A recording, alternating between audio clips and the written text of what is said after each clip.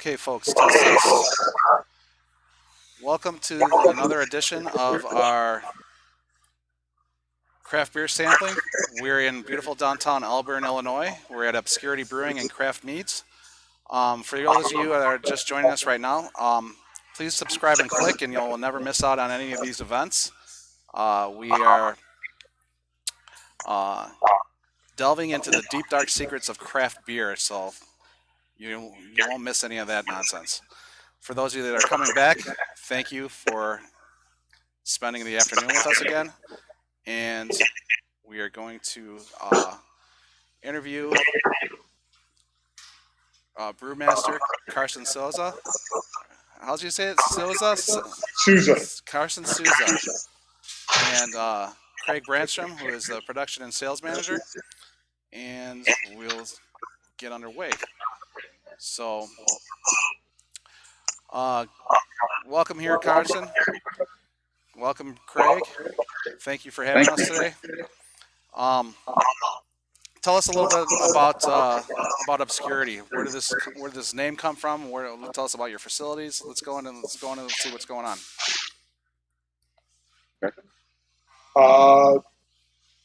So Obscurity Brewing, Auburn, Illinois.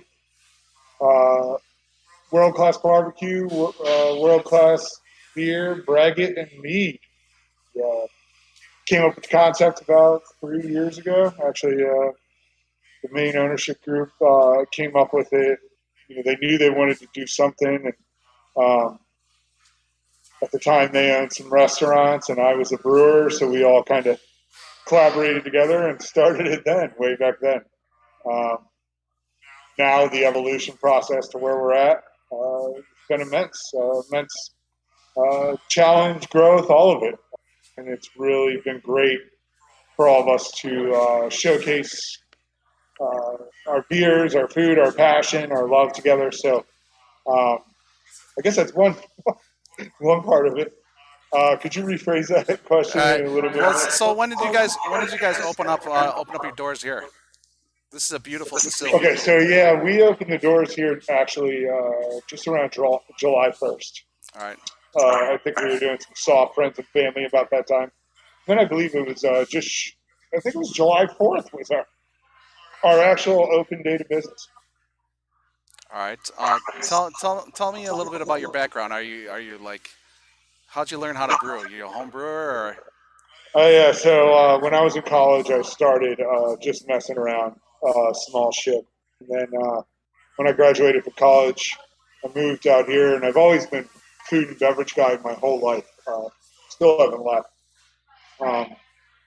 I started I started bartending at a local brew pub here in the Chicagoland suburbs in 2005, and that's pretty shortly after that. I was homebrewing at the time, and I knew, this is something I'm going to follow suit on. So started apprenticing with as many people as I could, reading, knowledge, trial and error, you name it. How about you, Craig? What's your background? What do you got going on? My background came from banking. I was in banking for 18 years with one of the owners, and the opportunity came to himself for both of us to go ahead and exit. He was going out and said I could use a guy like you to come in there. I do a lot of different things. I do productions and sales, help Carson with the packaging and make sure we have all the inventory on process to make so he can do what he does, and then also beat the street and work with guys like Gus here and introduce our beer into the market. So yeah, I came from a long time of banking, but to come in and work with an environment in the beer industry is a great transition. Awesome. Everybody wants to help each other, and we're enjoying ourselves. All right, let's start into these beers. All right, so the first one I have lined up for us is this Laster Days. Tell me a little bit about Laster Days. So Laster Days. My previous brewing career, I never had a lot of time and space to lager beers. So the majority of the beers that I were brewing were ales. This is kind of right out of the gates a beer that I just designed right away to brew a lager here on premise at the brewery. And, I wanted to put in a little American flair on it, but also keep it a cross between, a Pilsner and a Helles. So what I really think we got was a Pilsner, a hard Pilsner, um, American style, uh, but basically comprised of a German lager. So we are, extremely proud of it. Not a lot of sulfur, a lot of heavy malt backbone, crisp and clean, just the way beer should be. Where's that? It is very clean.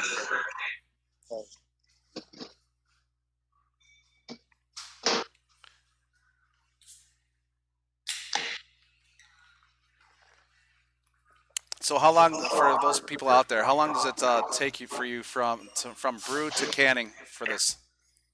For this beer Yeah. itself, uh, roughly about a month and a half. Yeah. I'm going to unmask because I'm drinking, but I am 100% social distancing and I've taken all the precautions here. So to brew to finish, a month and a half, and that's cutting it a little short. The word lager in German means to store. So this is a cold, slower fermentation.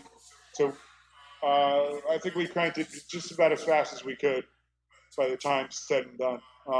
So about a month and a half versus an ale, which can only take about upwards to 15 days to get it in the Yes. packet. So I got a question for you then. So do you as a brewer shy away from lagers because of this time, or?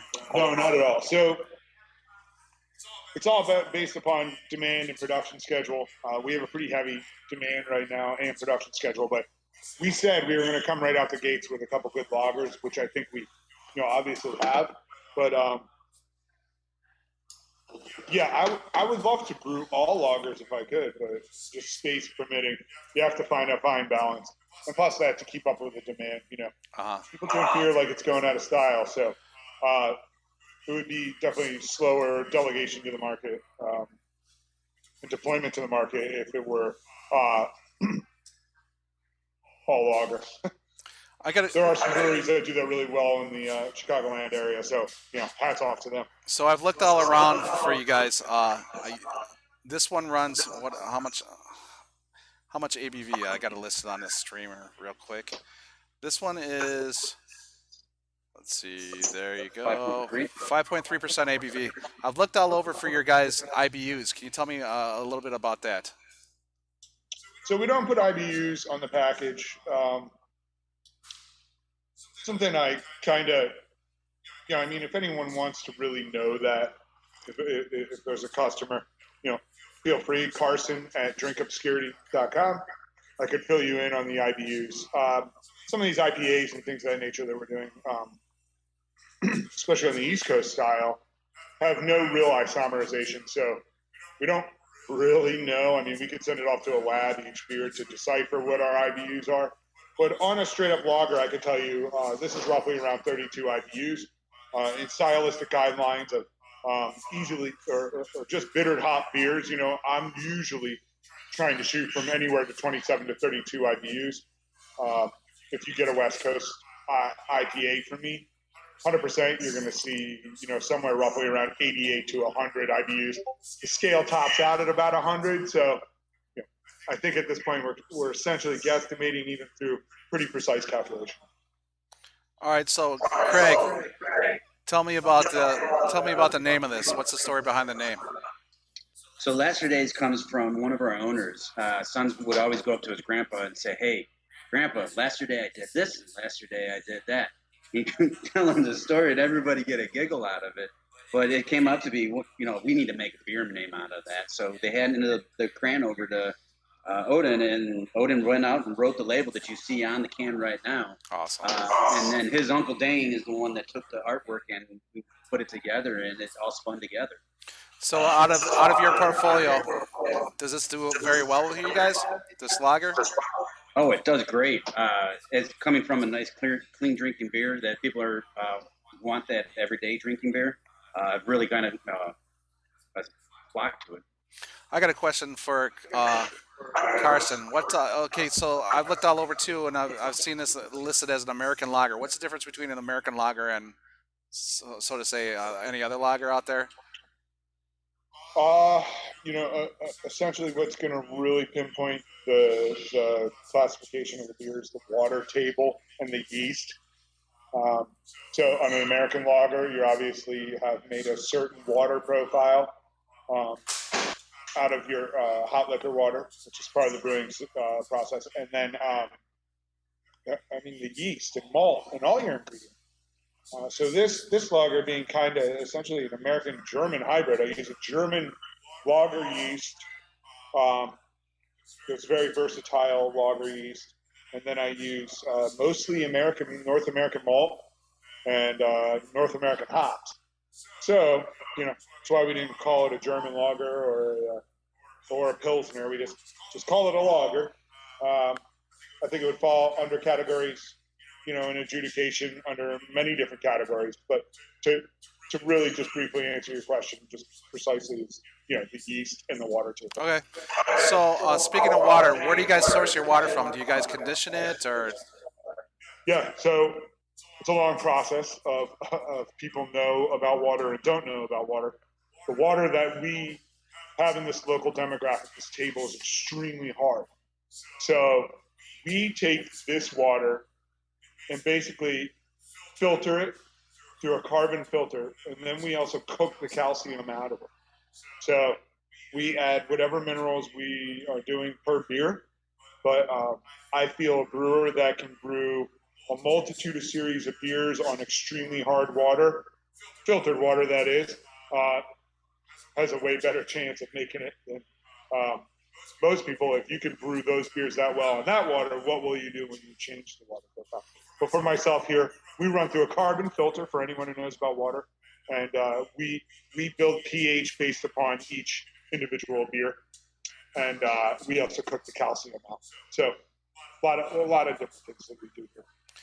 I found that people kind of would like to know where you source your stuff from. So where do you source your hops from? Do you guys do barrel age? Do you source barrels? Yeah. So with us being open so early, these are all great questions. So barrel aging is absolutely a passion piece of mine, and will grow with this brand immensely. Just not currently. We're already in the early days of production, and volume that we're moving through this brewery are very limited for space. So. Yes, down the line, absolutely. We're acquiring some local properties that are going to help us out in that factor. And then, this was like an open-sided question. Ingredients, I use one malt purveyor currently, Country Malt Group. My base malt is Canadian Pils malt. And then hops are sourced basically from all over the world through multiple purveyors, but 90% of the time, North American hops. Awesome. So, question for both of you guys: then, how has the community reacted to you guys? Have they been very accepting to you, very generous? The community has been excellent. We just did a collaboration with the Elburn Lions. With all the COVID and everything that happened, Elburn Days is a huge event that happens during the summer, and like many other events, weren't able to go ahead and have that happen. So we both, as a community, came together and said, what are we going to go ahead and do? When life gives you lemons, we decided to make beer. Was our motto on that one. We took a golden ale, made a golden ale, and all the profits from that beer line went straight to the Elburn Lions Club to help supplement some. That's awesome. Some of that. How big was the production run?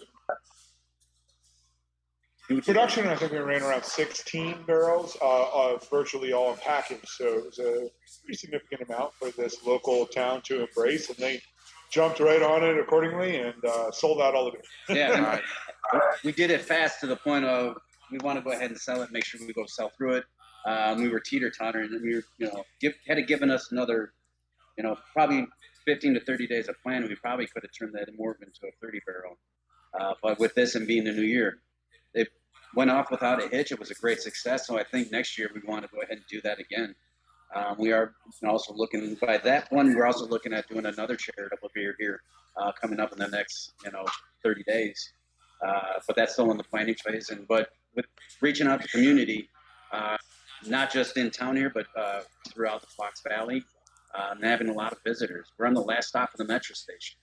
Metro station is, I think, a quarter-mile walk from where we sit east. So we're just 1/4 mile west of the last stop there. People get off on the train there during the summertime and walk on over. So it's a great avenue to say, hey, go where the train stops and then, walk a little bit further, go ahead and get some great beer and some great barbecue. Awesome. So I got a question from one of the viewers. Is your tank named Savannah? Is there a story behind that? Yes, Savannah is my daughter. If you look behind us, what you can see, Vivian is Lucas, the president's daughter, and then all the owners' kids are the names of the tanks that we've done ourselves. So Savannah's my daughter. Vivian is Luke's daughter, and then we got Odin, who wrote Master Days. Ella is Dustin's daughter. Flynn's my daughter. Bun is baby on the way, Brandon. And then the rest of the kids on the other side are split between Brandon, Gavin, and Lucas, and Dustin. Tell me about your guys' relationship with how you guys tied in with Lodi Tap House. Lodi Tap House is actually here in Maple Park, was one of the first restaurants of the ownership group. The guys wanted a clubhouse. A lot of people live in the area. All our owners live in the area, and they wanted a place to go to that had strictly Illinois craft beer. You could go to a lot of different places, and there'd be stuff from Michigan or the West Coast. The concept of Lodi Tap House came in is they wanted to go ahead and have a place that was strictly Illinois craft beer. So it's a 12-handle bar, and it rotates. They want it so there's not the same beer sitting on, so they're always buying new beer. And I think, go back to 3 years ago, Lodi's been 4 years in the running, and that was also the start of the concept of Obscurity is want to go ahead and make great beer, great mead, introduce that so we can introduce meat over at the Lodi restaurant. 2 years ago, the group bought establishment down in Utica, which is in Starved Rock, right in the gateway to Starved Rock, and it was an old Irish restaurant that they bought and did the same Lodi brand, and now we just finished up on a banquet facility up there as well, so we can do weddings. Oh, that's awesome. Same style there. It's the same mentality, but we have 24 taps down there, so we have a much larger variety. So you get the hikers. It's great to go, see people come in, hike all morning, and then come straight out of Starved Rock and sit down and have a great lunch and great beer and have that variety. And then the third building is Obscurity here. So I'll let you guys in on a little secret. So being a manager up at Hy-Vee, I kind of use Lodi as a measuring stick to whether self-distributing places will distribute to me.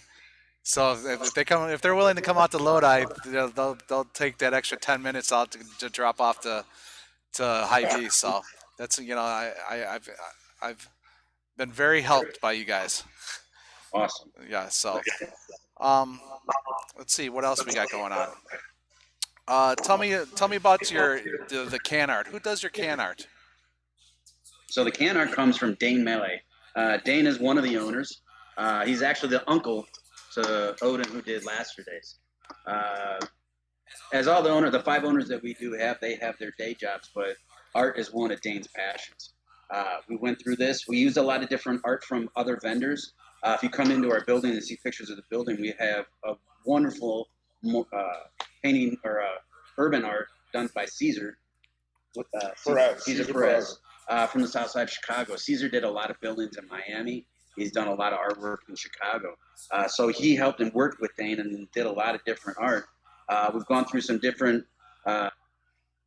models with this. You can see some of our newer stuff coming out, which I believe Gus, which is not part of the variety, but you can see the bright artwork coming in and Drinking with Giants. This is our West Coast. And then this will be coming out on shelves here next week, which is their sock puppet. Dane's been really kind of improving on and working on some more cartoonish art. Give a lot more brighter colors. But yeah, Dane takes care of all the art. And, so we got that drinking with Giants on the shelf at Hy-Vee right now.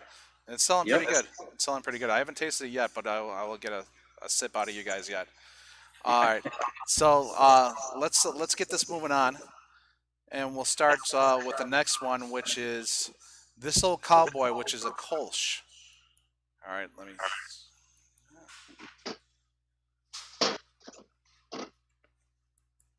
I'm still drinking Last Days. We're on a schedule here. we're on a schedule, so maybe we'll trade off here first. All right, so Carson, tell me about a Kolsch. What's the style called Kolsch for our viewers out there? Where's it originated? What kind of beer is it? Kolsch is from Cologne, Germany. It's basically the only beer that they drink in that region. In Germany, there's multiple different regions, but everyone kind of stays to their own region of their own style of beer.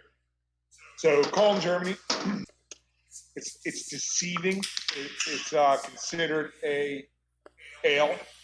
It is an ale yeast, but it acts like a lager. Has its own definite characteristic in its yeast strain. And that's the thing when you go to Cologne. I've never been, but I've heard this, for years as a brewer, and I have very close friends that have been. The Kolsch's taste different from block to block, from brewery to brewery in Cologne. So I've seen over the years multitude of variables that go into the yeast strains. Some produce at different temperatures, different polyphenols. And what a polyphenol is just basically a chromosome that's produced from the yeast, and it creates a flavor. So this actual yeast, we fermented a little colder to get less attributes of green apple, which is a huge prevalent flavor that comes off of Kolsch yeast. So we were trying to make it essentially more like a lager in referencing the Kolsch than actually it being an ale. So what I think it comes off, I actually haven't had it in a long time. We've been out of it here at the brewery. So yeah, the nose is extremely lager. It's bright like a lager. It actually, putting it next to the lager, looks very familiar. Or similar, shall I say. So a little more sulfur on the nose on this Kolsch.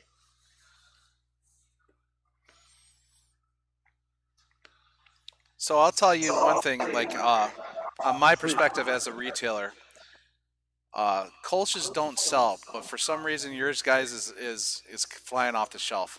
So just so you guys know, it's I don't know what it is. I don't know if people are familiar with the style or something. The only other Kolsch that I've had that sold was Clown Shoes Mango Kolsch.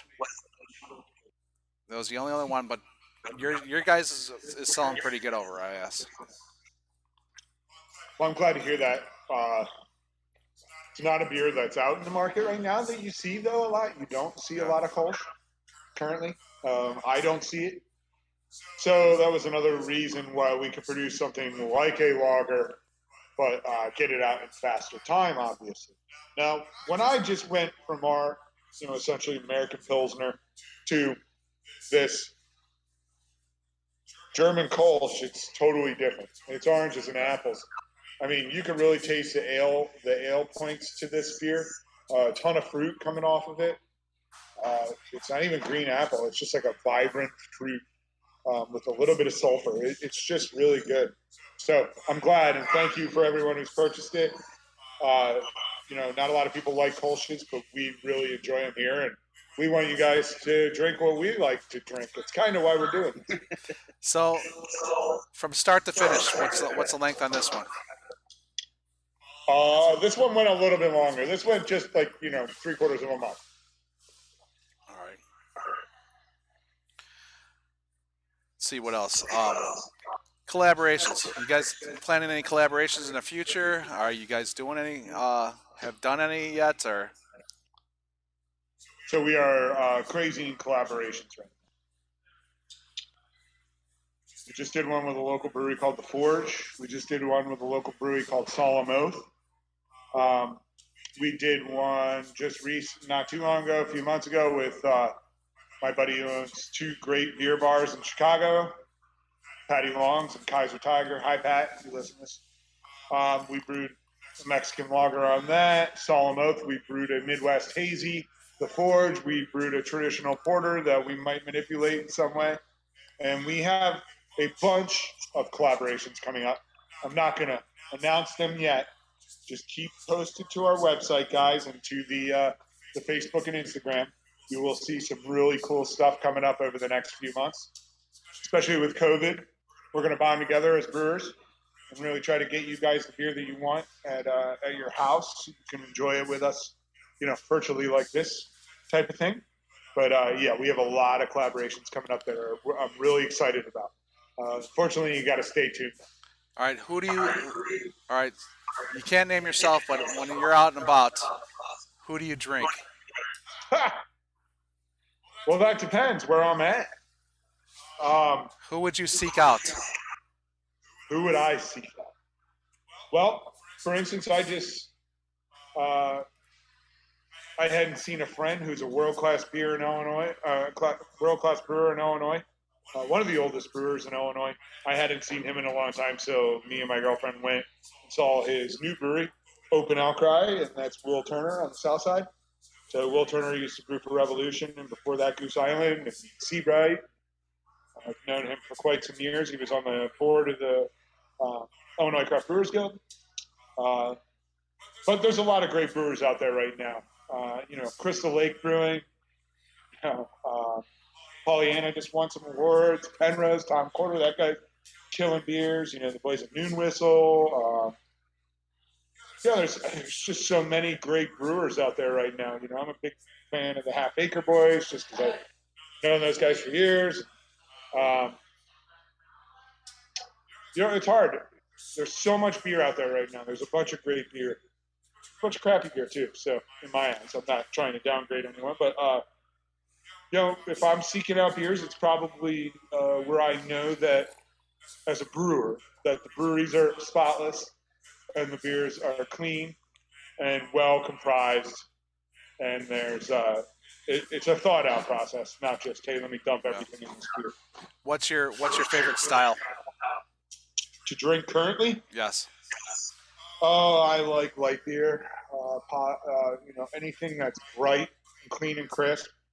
And if I want, like the latest craze, if I want to drink a New England or a hazy, or just even a really high culinary beer, I'm going to look for stuff that has just been packaged. And I follow a couple guys, like Sean Burns up at Phase 3, his buddy might have known him for some years.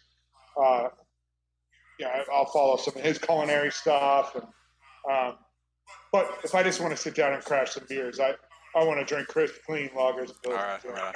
Personally. How about you, Craig? What's your favorite style? All right, my style's always going to go ahead and change with the seasons. As we're going into now, like Black is Beautiful with dark porters, the black ales, and the stouts get into my winter season. I'll go through that phase, and then come through spring, I'm looking for something more brighter, cleaner, crisper. And then come summertime, is the light pilsners, is that nice light drinking beer during the summer that's cold and crispy. Awesome. So tell me about this building. What obviously you guys didn't build this from the ground up, so. No, this building is actually quite interesting because Luke was one of the owners. Actually, his office was up in the front corner. A long time ago, and you can see when you come into here, there's a lot of grain bins. This is where all the farmers brought all their corn, dropped it off at the co-op, and then come into this building to go ahead and collect their checks. This was a farm services building. We're just on the west side of 47, and we were just on the north side of the railroad tracks. That's kind of our patio outside, and if you look on some pictures online and social media, we built the patio to fit into this agricultural district. And then the building went from a farm service building into a bank, which is actually the bank next door. And once it went there, it went vacant for a while. You can see some of the doors in here. The doors were all pulled off. We kept the brick exterior wall, so all the yellow brick is the old building, and blew the roof off and expanded it out back. And that's where you got, that's the building that we have. So it was something that, Luke worked in. It's kind of sentimental to take it with, from the beginning of his career into something like this is awesome. All right. So let's talk about the taboo subject then. What kind of money that goes into a place like this? Give me a ballpark. I think we're roughly, to be honest, not knowing everything that we're doing, but I think we're roughly close to 3. Really? So hear that, guys. You got to support them. They got families to feed. Yeah, and this wasn't something to be done and decided after COVID. This was 3.5 years in the planning. And Yeah, I remember. year of construction, and come into this and say we wanted it to be an establishment that would, I guess, shatter records. I mean, it's something that would the wow factor for people to come in and say, this is an amazing brewery. Yeah, you guys didn't skip, man. And it shows from the piping to the internet. You guys got good internet over here. Hey, as long as we can make Gus happy with the internet. So, Carson, do you work with the Meads too, or who's the meadery? Yes. Yeah, I am working with Meads. Considering we're opening a meadery across the street, yeah, that will be 100% solely based on our all like minds together. But I really got to give it hats off to Lucas, one of the president. He's super into mead, and he's converted me into mead. Mead's been an eye opener to me. There's two spectrums of mead in my eyes.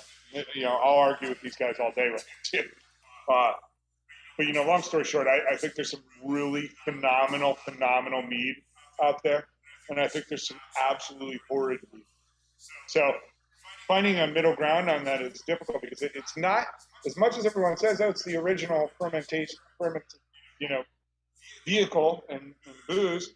But there's some things that can go extremely wrong on a science level and on a fermentation level to produce some really funky stuff. So, yes, to answer your question, yes, I have a lot to do with mead right now, where we are subcontracting it out of a really cool spot down in Dwight, Illinois, called Impossible Meadery by this crazy mad scientist down there, Brian. Hi, Brian. Who is making some awesome mead. So we've worked pretty much hand in hand with him. If it's not me, it's Lucas, or it's Craig, or it's someone from one of the ownership group, or we're all down there really getting our hands in. But long story short, this opening across the street, is going to be under my magic spell. For sure. Awesome. What's right now currently? What's your ratio to beer sales and mead sales? That's a great question. This is great. With us doing all the contract brewing down there, we pulled in. We have 4 different bottles right now, and then we have one that's on tap that's not in bottle. So when we go ahead and do the mead to sales, the interesting to quantify and tell you it's 5%. It is something that lower because people don't know what it is. People walk up to the building and the first thing they say when they walk in is like, "What is mead?" It's on the side of the building of beer, mead, barbecue. And without people not knowing what it is, people come here to drink the beer and then they find out about it. Okay. There's people that come in and, husband bring wives or wives bring husbands where they say, I don't drink beer. And it's like, well, here, go ahead and give this a try. And it's really opened a lot of people's eyes that I've seen, in this building here. I don't have a lot of meat background, but the stuff that I've had with these guys and tasting it, and the stuff that we have is extremely viscous. It's juicy. It's, people that loves that fruit bombs. This is the stuff for you. Yeah. That's awesome. All right, so let me read a couple of comments here. Let's see. No on the Rain says they love that you repurpose the building. James Martin says they have a great pork belly sandwich as well. James, we will, if you guys stick around, we'll go over the kitchen aspect of this brewery after we're done doing the beers. Let's see what else we got here. What's your current mead? Do you have a mead of the week? What's your flagship mead? All right, so right now we don't have a flagship. We don't have a core yet. We were experimenting. We're going through a lot of different flavors. One of the best-selling ones right now is our current yield. Is the name of the mead. It's a black and red currant mead. The other flavor profiles, we did a cherry mead, the Max Cherry, Max Berry. The Red, White, and Bruise, this is one of my favorites because I have infatuated with raspberries. It is a raspberry with white chocolate. The silkiness you get off with the white chocolate on the back end of this mead is amazing. Another great one is the pomegranate blueberry. And the last one that we have on tap but not in bottle is our Bobby Boucher. So Bob B. Boucher is the marshmallow, toasted marshmallow and vanilla. Really reminds me of cream soda. I mean, when you go ahead and taste this, you know, I get Carson's culinary expert on this, but I taste cream soda when I. Yeah, absolutely. It's great. Great beer. All right, guys, we're going to transition into the next beer, which is Launch Juice, which is a New England IPA. Well, we call this a Midwest Hazy IPA, actually. All right. So I took some parts of New England IPA and some West Coast IPA, and we kind of transitioned them together. Can you go into detail what constitutes a New England and a West Coast? Yeah, so once again, we're into demographic yeast cultures. We're into recipe formulation. West Coast, we're using a West Coast yeast style, West Coast yeast.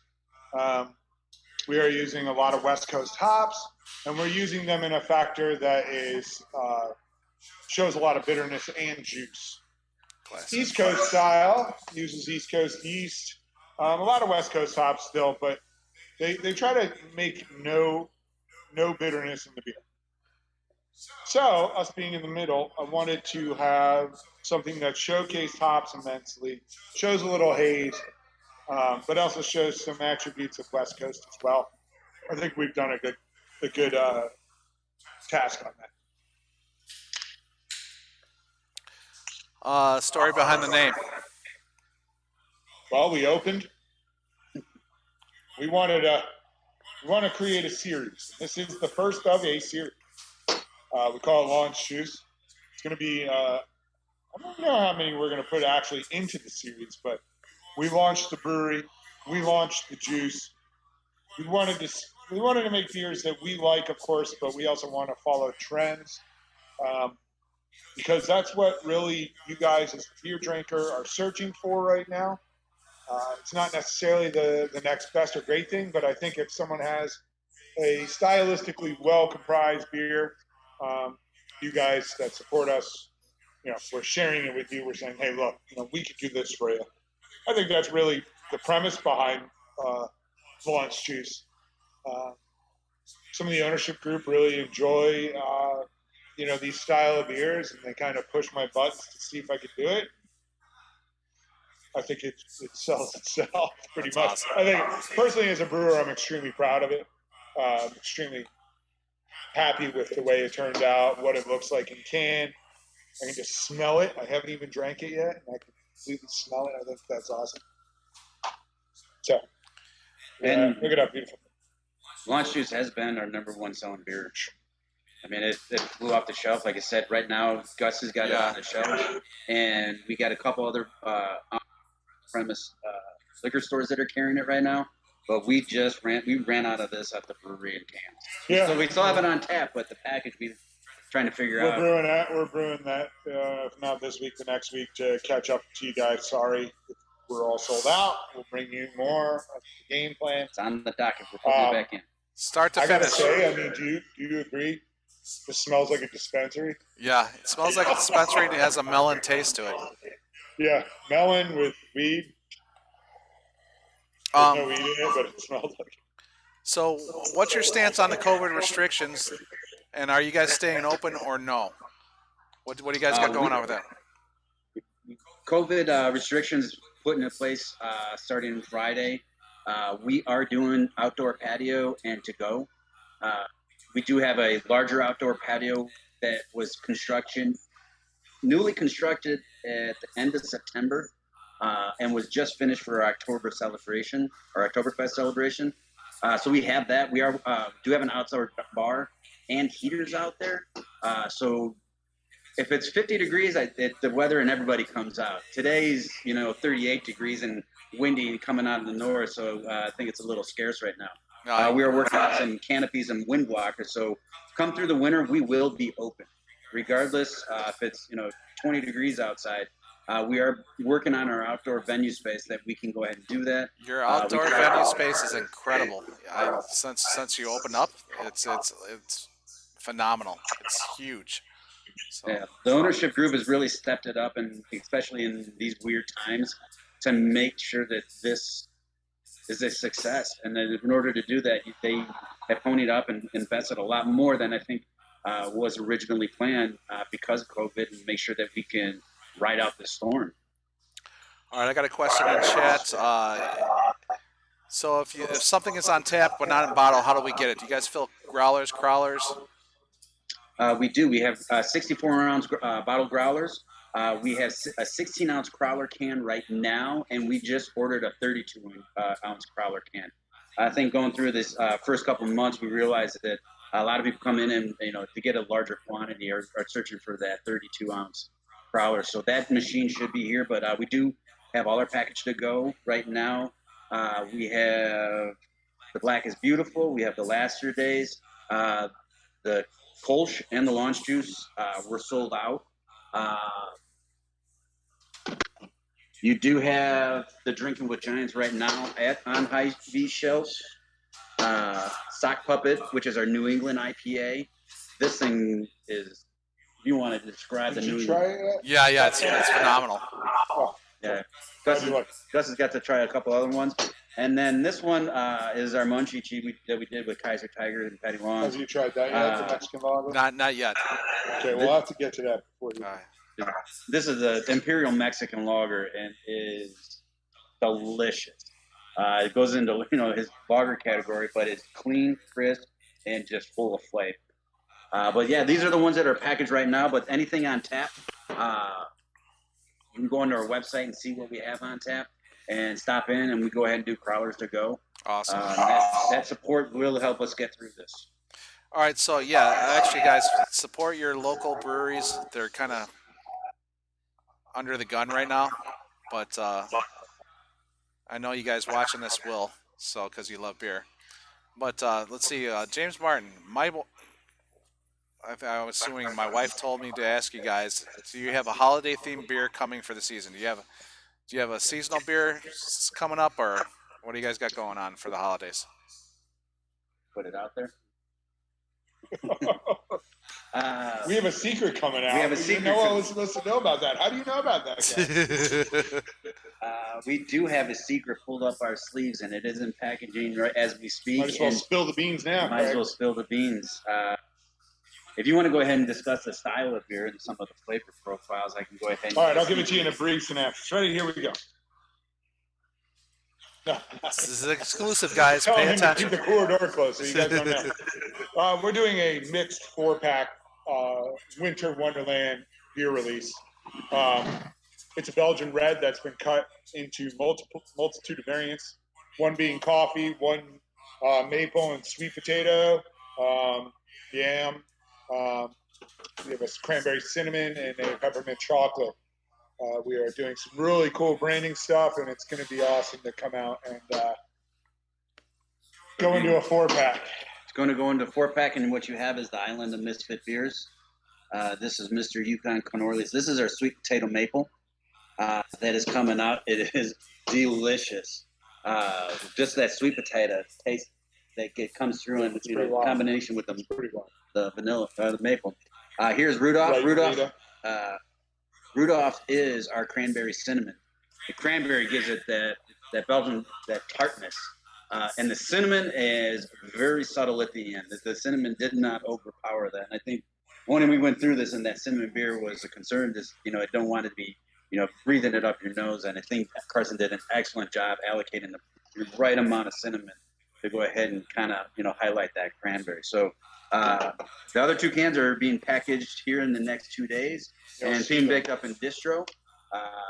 We are sending those out on Thursday. They're getting picked up to go out to distro and then out in Gus's store and all the stores and around. They are also going, one of these 4-packs is going to be going into the Advent calendar. So we talked about Lodi Tap House. Yeah, tell us about that Advent calendar so people out there know what's going on.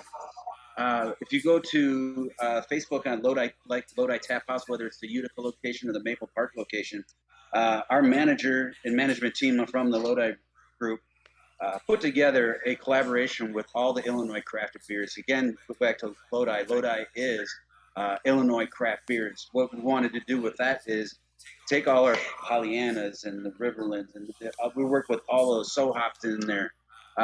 There's 24 to be exact. Is get 24 different breweries of Illinois crafted of all the stuff that we love to go ahead and put it into one box.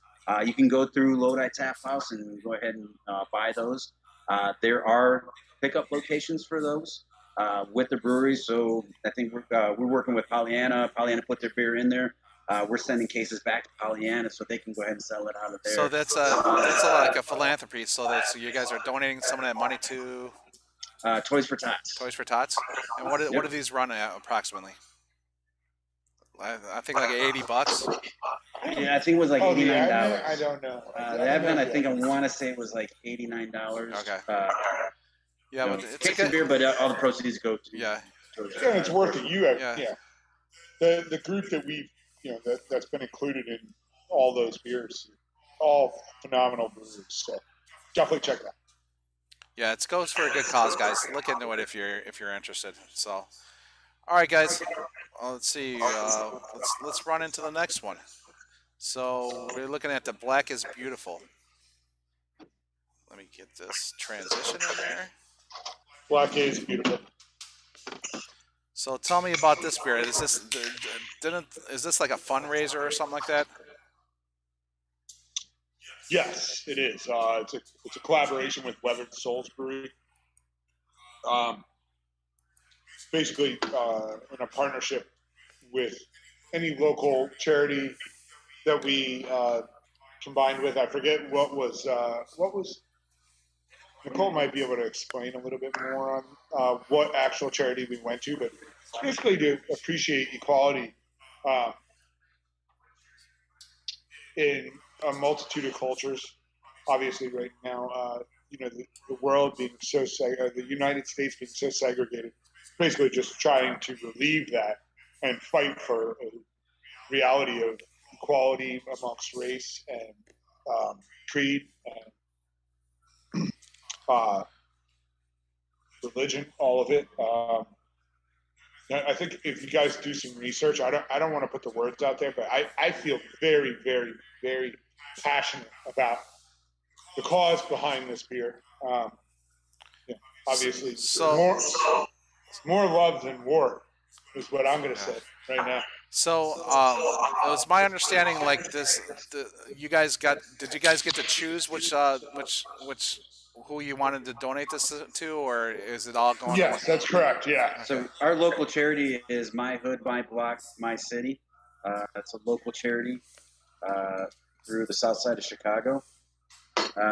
If you want to go ahead and look up more stuff, the website for that is formyblock.org. FORMYBLOCK.org. That's a local organization that We donated the places.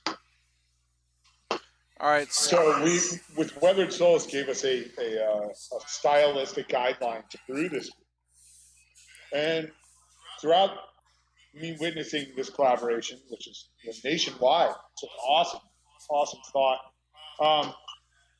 A lot of people did a lot of different takes on the beer. A lot of people did an imperial stout. I chose to go the absolute opposite way and brew a experimental ragged style dark ale with wildflower honey, or is this buckwheat? Wildflower and light molasses. And then I used criteria set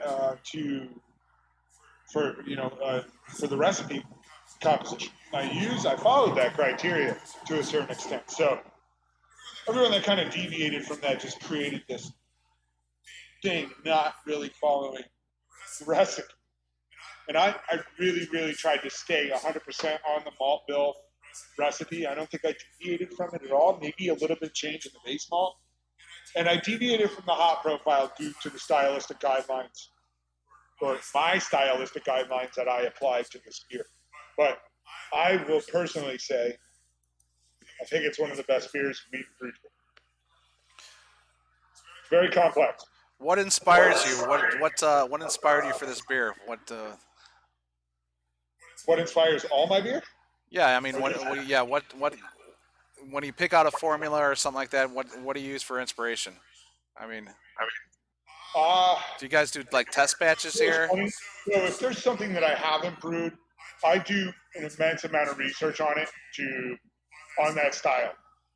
And I'll look at what 100 brewers do. Then I will build my own formula. But I am a cook before I'm a brewer. So if I had it my way entirely, I would come in and design my beer that morning. And that's how I've created some of the best beers in the world. In my world, not everyone's world. How I've created some of my best beers is by 100% blank slate improvisation, ingredient, knowing my pantry. I'm a jazz musician as well, so knowing my improv characteristic comes into this in cooking as well. So I just call them mad science.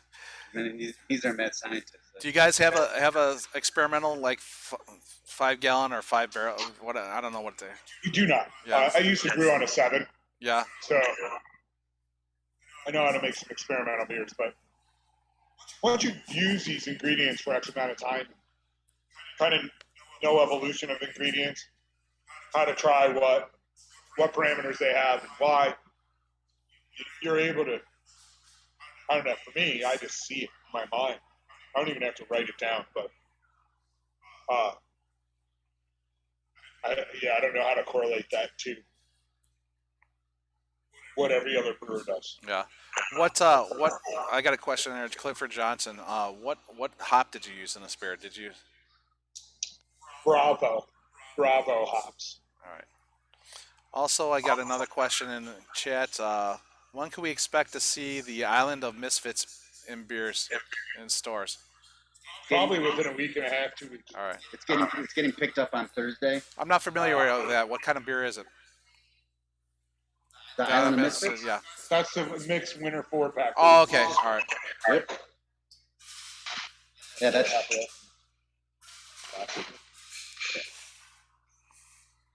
This is actually very tasty. Thank you. It's Yeah. light. So, I truly enjoy it. It's like a light nut brown to me. But also has some deeper characteristic, I feel like, tones that come off on the back end. There's a lot of black patent. Yeah, it's almost got a coffee variable.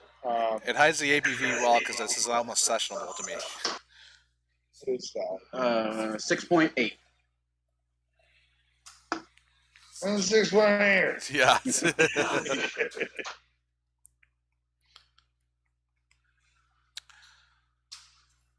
So Carson, you want to put in any parting words? Because I know you got to go judge a home brew Yeah, I contest. got to go judge some awesome homebrewers out there that might be watching this. Coming to you guys. See how good you brought it. No, I don't. Support Hy-Vee. It's an awesome store. I'm really excited about it being in this local demographic. So us being in Elburn and Hy-Vee being right in DeKalb, there's a great thing going on at those stores. Even all the way that I've driven across the country and I've been to Hy-Vees and the darnest of places in the middle of nowhere in Nebraska. And that's when we discovered the 5 for 20. But if anyone doesn't know about the 5 for 20, I don't even know if they still have it during COVID. Do you know if they have the 5 for 20 still? It's like 5 meats for $20. And it's like, yeah, it's awesome. It's like you could really go spend $20 and plan your meals for 7 days with your family. But no, I appreciate this, Gus. This is awesome. If anyone is interested, let's watch today. And wants to come in and work for some beer, I'm always game to bring in some people into the brewery, especially home brewers. You can find me at Carson at drinkobscurity.com. That's Carson, one word, at drinkobscurity.com. And I appreciate you coming out and doing this with us today. It's been nothing but cool, and I think it's a great identification to current times and what we're doing and how we're all just trying to survive and remain happy with beer. All right. thank you for coming out. Let's see, you guys stick around. We're gonna go over the food aspect of obscurity. Give it a 5-10 minute spiel on that. But if you guys have any questions, like I said, type in chat and we'll try to get them answered. If you give us a second here, we'll get the general manager over here and we'll talk about the kitchen. All right. If anyone's got any questions for me right now, throw them in there because I'm about to take off. Yeah, let me go ahead and grab Nicole.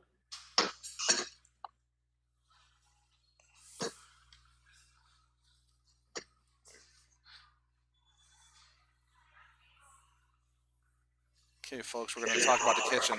They have some awesome barbecue here, so give me a second. Let me put my mask on.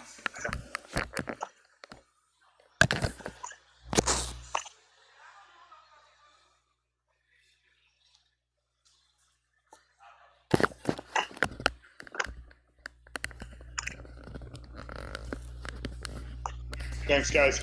All right, thanks, Carson. Thank you for your time. No worries. All right, everybody, I'd like to introduce you to Nicole Scott. Nicole is our general manager over the whole entire facility. She also oversees the kitchen right now, but our chef's in there cooking right now. We can go over some of the offerings that we do have. Nicole, you want to highlight that? Yeah, for sure. So our primary focus in our kitchen is scratch barbecue. So our kitchen is 100% scratch, which means we don't have a freezer, we don't have a microwave. Everything we make is fresh that same day. Our smoker is a 1,000-pound wood burning smoker, so that's constantly going to serve the best quality barbecue available in the area. That's the pitch. Yeah. Come on in. No, come on in and come see Nicole. She'll get you squared away. Do you guys have a menu online? We do. So if you go to drinkobscurity.com, we have our full barbecue menu in addition to our drink menu, our beer menu. Everything that we offer is available online. Awesome. And you guys obviously do takeout? We do.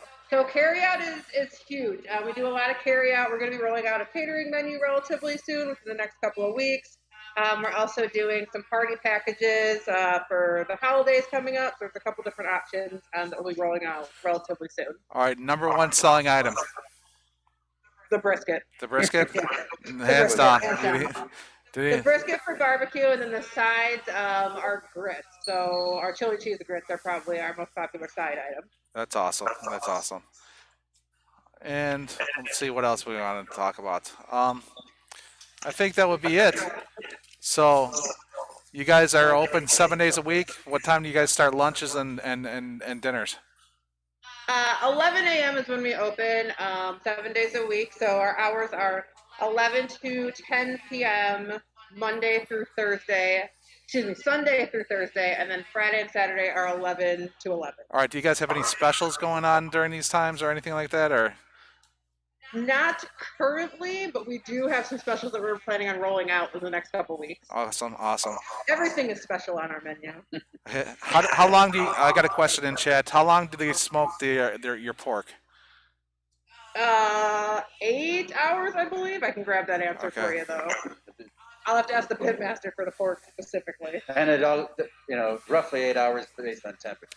All right, so your kitchen is obviously, barbecue centered. Do you guys have other options out there for people that don't eat barbecue?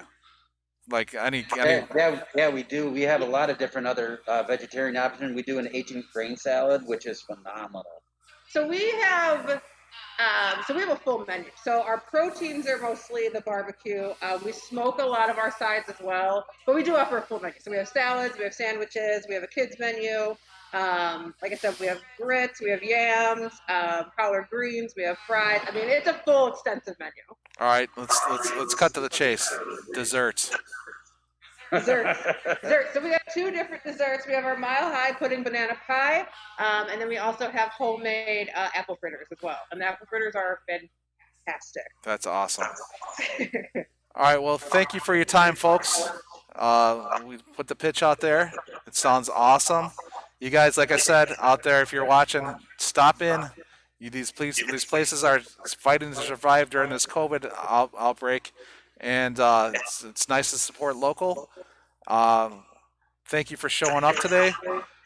Let's see what we got going on here. So next week we have Mars Brewing out of Chicago, Illinois. It's Mars Community Brewing, and it's 2 o'clock next Sunday, and we can all meet again next week at that time. Real quick question: do you use any of your spent grains on your food? Any spent grains? Yeah, that you use brewing. Well, the way our spent grains work right now is we're taking our spent grains, and we have a local farmer that comes and picks that up and feeds his hogs on a farm outside of Elburn here. And Awesome. then we buy the pork from them. So full circle. Oh, right on, That's right on. where all our spent grains going right now. Awesome. We haven't gotten into dabbling and having time to make dog treats and things like that with the Yeah. spent grain. Everything is being put right into a bin and taken off onto a truck, and you'll see him kind of exit out the back door when the farmer come by with his pigs in the back and then whatnot. But that goes out, and we want to go ahead and keep that the full cycle. Using something like the spent grain as local. We've done a lot of different braggots. A lot of our honey we're picking up local honey farms in and around the Fox Valley. We did a fresh harvest ale with fresh Michigan copper hops grown up on Interstate or 47 here, and then we also took this St. Charles from honey from a bee farm in St. Charles, and so that was a Fox Valley beer right there, all locally sourced ingredients. Awesome. All right, guys. So that'll do it for today. I'm signing off. Thanks for coming by. Thanks for spending your afternoon with us. Like I said, if you're new here, please subscribe. Click the alert bells, and you'll never miss another event again. And we'll go from here. We'll see you guys next week. Thanks again. We'll talk to you soon. Thank you very much.